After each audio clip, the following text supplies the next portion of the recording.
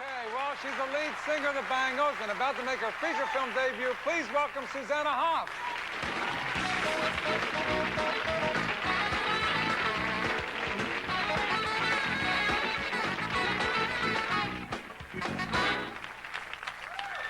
I gotta ask you first off.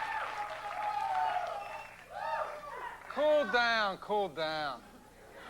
How did you ever get, they're regular people, they're not actors. How did you get them to walk like that? What'd you say to get them to do that? The director, Gary Weiss, just showed them the moves and they just ad-libbed. People will do anything, right? Yeah. Just, you tell them, you know, you want to do something nuts or be in a video, they'll do it. If you have a camera, if you turn a camera on. Anything. Yeah. So where'd you get that song? It's such a hit now. It's got top of the charts. Actually, I know. Right? A guy named Liam Sternberg wrote it. And we just got it in the mail one day, if you can believe that. Really? That's it? He just sent it in? Just sent it in. We heard it and we loved it. You guys are so hot now. You know, you hear the guys screaming. Do you have male groupies? Well, we have male fans. They You don't have groupies that sleep in lobbies and... I guess, what's the definition of a groupie? Guy throws his BVDs up with a key. Yeah, then we do. Yeah, then you do, right? And how do all you guys get along? I mean, before you would think, you know, all rock groups have their tensions and all. Yeah, well, we get along pretty well. I mean, we sort of know how to fight in a way. You know, we get it out. We get it out when you have to. But we have such fun on stage that, I mean, it's fun what we do. Yeah, it looks like, We're lucky to be able to have gotten where we are. And it's actually, but you're friends, right? Yeah. Well, two of the girls are sisters, so that's a pretty heavy bind. But you met, where'd you meet? You met in L.A.? It was like a weird thing how you guys got together, right? But it's a real fluke. We met through an ad in the paper, if you can believe that. You're kidding. No. I had a guy show up once with a whip at my house one night. Well, you have to sort of sort through all the other people who call you up when you put those ads in. But Well, what kind of ad was it? I mean, it just was young women want to form rock group? Yeah, no, it was actually just musicians wanting to, you know, start a band, and I listed all my favorite bands, one of which was the Beatles, and that was one of the main ties that we had. And so you got together and you found out you could harmonize? And Yeah, that was the thing that made us know that it was right, the voices together. You think you get treated differently than a male rock band in the business? You think there's also a prejudice that goes into rock as well? I don't know. I mean, I always knew that I wanted to be a performer, and I never thought that performing was something only men could do. And I think rock and roll is very sexual in every way. All boy bands, you know, you see, that has a very sexual response from the audience. So I think it's just the nature of the beast, really. I think there was a time when they wouldn't accept women drummers, guitar players. Yeah, I think that's what people are getting more used to see a band playing all their own instruments.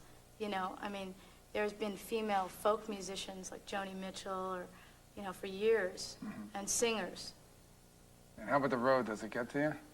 It does sometimes, but we do have fun. Playing together live is really the best medicine of all. Yeah, you get out there and you let it out. No matter what happens on the road, you let it out. It's great. And the film, now you're starting a whole new career in that film. So tell us about the film, because I want to show a clip, The All-Nighter. Okay. Well, it's the last day of school for 5 kids who are graduating from college. They've been friends for 4 years. And I play the kind of studious, quiet, class valedictorian who wakes up on the last day of school and realizes there's a lot of things she didn't do. So she sets out to have the best night of her life. She's going to do all that she missed in 4 years in one night. Yeah. Okay. Let's see that. Watch your monitors.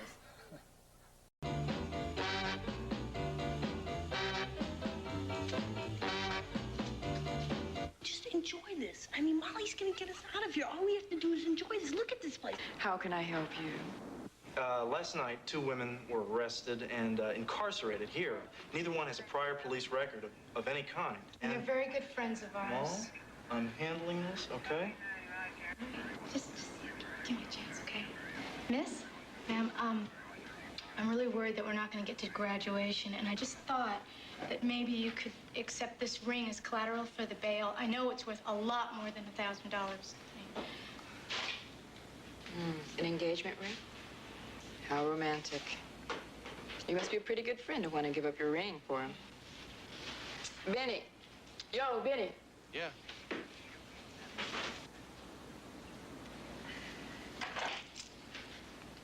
Really release him.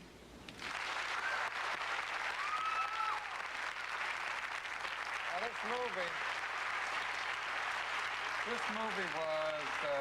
is produced, directed, and co-written by your mother. That's right. Right? Yep. How'd you get the part? Well, Don't tell me you answered an ad and it turned out to be your mom. Actually, the part was written for a tall, long-legged, blonde beach bunny, and perfect. I know. I never thought that they would consider me for it. I remember just reading the script and liking the character for what she felt. So when we would sit around the house, sometimes my mom would have us all read different parts. She liked the way I read it. And then she asked me, will you have time to do this? And I said, sure. Well, let's bring out that person who's no stranger to you. Let's bring out your mom.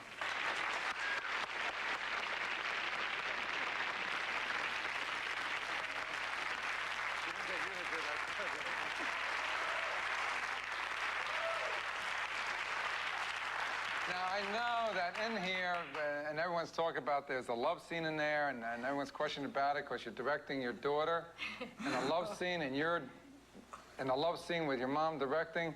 How was that? I mean, how did you feel directing it? Well, it was fun to tell her what to do.